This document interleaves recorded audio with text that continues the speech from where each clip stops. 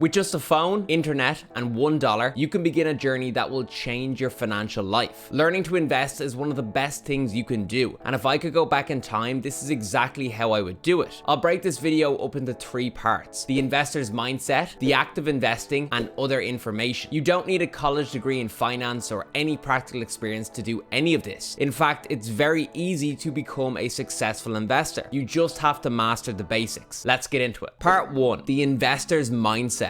The reason why so many people fail to become successful investors is because they haven't developed the mindset of an investor. Having an investor's mindset really boils down to expectations and emotions, and you need to spend time getting each of these in check before ever investing a cent in the financial markets. Part 1.1, your expectations. Having realistic expectations for what investing can allow you to achieve and how long it will take to achieve it is critically important. If you start investing with the expectation that you're going to make bucket loads of cash very quickly, then you're setting yourself up for failure. All that's going to happen is that you'll become frustrated that you're not seeing exceptional results right away, and you'll give up. Or worse yet, you'll start making unwise and risky decisions to try to get rich quick, which, spoiler alert, never works. Yes, investing is a great way to start building wealth, but you need to understand that in order to be successful, it takes time and money. The reality is that investing is a long-term game, one that is played over 30 to 40 years. The more money you have to invest and the more time you have to invest it, the more successful you will be as an investor. It's not rocket science. The sooner you accept that successful investors are born over decades and not days, the better, because it's undeniable. Time spent invested in the market is the reason why you'll have $1.5 million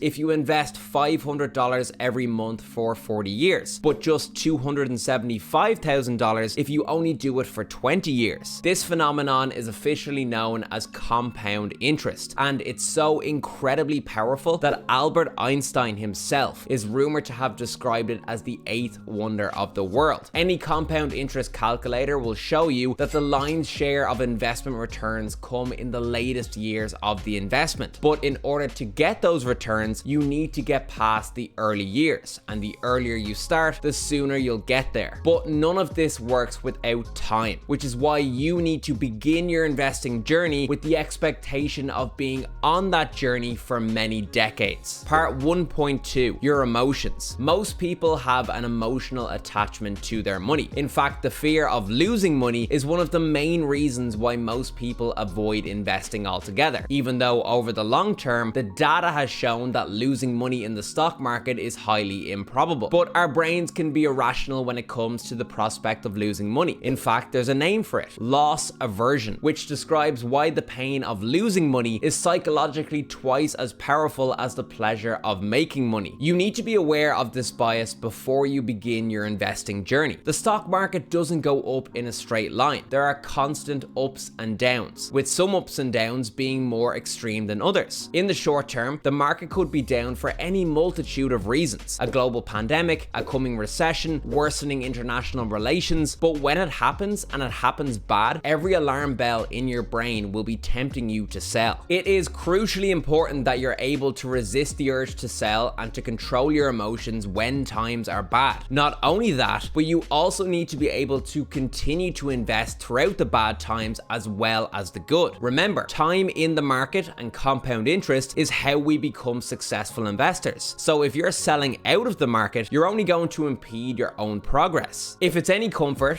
there has never been a period of time longer than 14 years where the US stock market has lost money for investors. So if all else fails, just wait it out. You'll only become your own worst enemy by selling. Equally, you need to prevent your emotions from corroding your ability to make sensible investment decisions. We'll talk about what to invest in the next section of the video, but essentially, you want to avoid making investments on the basis of FOMO, or fear of missing out. When cryptocurrencies, meme stocks, and NFTs were booming throughout 2020 and 2021, lots of people were putting money into these products for no other reason than the fact that they were popular online and within their own social circles. Bear in mind that many of these people had never invested a cent in the financial markets before this. They were being sold on the glamour and sexiness associated with getting rich quick and the thrill of the chase. this, but for 99.9% of people, it never happens, and it's a surefire way to get poor quick, so don't do it. Part 2, the act of investing. At the very beginning of your investing journey, it's normal to feel overwhelmed when trying to figure out what you should put your money into. This part of the video will tell you exactly what to invest in and why you should be investing in it. Part 2.1, don't complicate it. Investing is so much more straightforward than it's made out to be. You probably wouldn't believe me if I said that the best possible method for investing involves zero time commitment from you, but it's true. Successful investing in the modern era does not involve trading charts or financial statement analysis. That's the Hollywood version of investing. Yes, that type of investing does exist, but we know from the data that it doesn't work. But that doesn't concern us, because who wants to spend their time looking at charts and financial statements? What I want, and I'd be willing to wager that you want this too, is the ability to invest money every month without the need to take time out of my day to figure out what to invest in. I also want virtual certainty that in 30 to 40 years time, I will have made a lot of money from doing so. In other words, I only want the money making aspect of investing. I don't care about any of the other stuff. Not only does such a method exist to make this possible, but it's also statistically the best and most efficient way to invest your money. Part 2.2, index fund investing. Index fund investing is the only form of investing that you should be engaged in. It's a form of investing which allows you to own hundreds, if not thousands of companies by simply buying shares in an index fund. An index fund is a company whose business is to own shares in other companies which are being tracked by a certain stock market index. A stock market index is a tool which is used by investors to measure the performance of certain segments of the stock market. So for example, the S&P 500 index is a measurement tool which measures the stock performance of the 500 most valuable companies in the United States. Separately, Vanguard is an investment company who offers many S&P 500 index funds. Now what that means is that the index funds, which are operated by Vanguard, own shares in each of the companies measured by the S&P 500 index. So when you, the investor, buy shares in a Vanguard S&P 500 index fund, you are buying an interest in the 500 most valuable companies in the United States. The index fund owns shares in each of the 500 companies, and you own shares in the index fund, which in turn gives you exposure to all of the company shares which the index fund owns. Part 2.3, why index funds are supreme. There are many reasons why index fund investing is better than any other form of investing. Number one, because you are buying shares in a fund which itself owns hundreds or thousands of company shares, your investment is diversified. That means your money is being spread across lots of different companies as opposed to being invested in just a handful of companies. Number two, index fund investing requires virtually no time commitment. You simply select what market you want to invest in, find an index fund which offers exposure to that market, set up automatic monthly investments, and you're done. The only bit of research you have to do is around ensuring that the index fund you're choosing is the best index fund available to you. You can check out the video popping up on screen now after this one to help you with that. Number three, because of the way index funds are set up, they literally mirror what's happening within the stock market index which the fund is tracking. That means there is no need to have any expensive investment managers at the wheel making decisions with your money. Everything is determined automatically. The benefit of this is that index funds come with very low fees as compared to other funds which you can invest your money into. That means better returns for you over the long term. Number four, the data has proven that index funds provide the best returns. Countless studies have shown that even among investing professionals, it's more or less impossible over a long period of time to pick individual company stocks that provide better returns than simply owning an index fund which owns the best companies in a given market. Investing professionals with all of their qualifications, resources, and technologies won't be able to earn a better return than you over 30 to 40 years if you invest in index funds. I know it sounds hard to believe, but it's true. You're being rewarded for doing the least amount of work possible. Part 2.4, how to invest in index funds. Investing in index funds is as easy as downloading an online brokerage platform, finding the index fund that you want to invest in on that platform, and setting up monthly recurring investments so that everything is done automatically. The benefit of doing it that way is that you're removing yourself from the investment decision. In other words, the money is being invested automatically irrespective of what's going on in the world around you. This comes back to to the investor's mindset. We're trying to set things up in such a way that makes sense in consideration of A, the fact that we plan on investing consistently for 30 to 40 years, and B, the fact that we're trying to remove as much emotion as possible from our investment decisions. If you want to try out some different brokerage platforms for index fund investing, I'll leave links to 4 different platforms in the description of this video, all of which are totally free to download. Part 3, other information. There are some other bits of information that you need to have knowledge over before you begin your investing journey, specifically information around taxes and retirement planning. Part 3.1, taxes. The gains which you make on your investments and the income which those investments may pay you are going to be taxed differently depending on where in the world you live. The tax rules which are applicable in the US are different to the rules in the UK, which in turn are different to the rules in Australia, etc, etc. What that means is that I can't tell you how your investment returns are going to be taxed. However, what I can tell you is that it's far better to understand the tax implications of investing before you start investing. It will save you from a lot of needless anxiety. So either do the research yourself or hire a tax advisor to look after it for you. Do not let tax anxiety be a reason for not investing. I promise you, it's very straightforward after you wrap your head around it for the first time. Part 3.2, retirement planning. You're going to want to understand your options in terms of what's available to you for the purposes of investing for retirement. Reason being, if we think back to the investor's mindset, we're going in with the expectation of investing for 30 to 40 years. If you're in your 20s or 30s, that would bring you right up to your retirement. So if your country offers very attractive tax benefits for choosing to invest using retirement accounts, which most countries do, it will be foolish not to utilize them, because that's how long we're going to be invested for anyway. I always tell people to maximize the amount of money going into retirement accounts as permitted by their country's law, and if there's still money left over for investment purposes after doing so, then and only then start using a brokerage platform to invest. That's by far the most efficient way of doing things. So that's how I would learn to invest if I could go back in time and do it all over again. But before you go any further on your investing journey, if you're under the age of 40, make sure you watch this next video about the coming 2023 recession. You're going to want to hear what it could mean for you. I'll see you soon.